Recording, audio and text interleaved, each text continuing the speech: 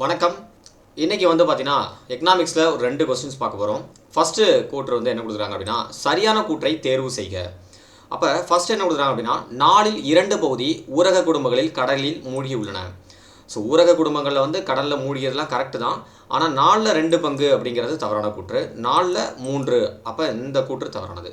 அடுத்தது 2வது என்ன கொடுத்துருக்காங்க அப்படின்னா, ஊரக பகுதிகளில் மறைமுக வேலையின்மை 50 விழுக்காடு வரை காணப்படுகிறது. அப்போ ஊரக பகுதியில் 3 வகையான வேலையின்மை காணப்படும்.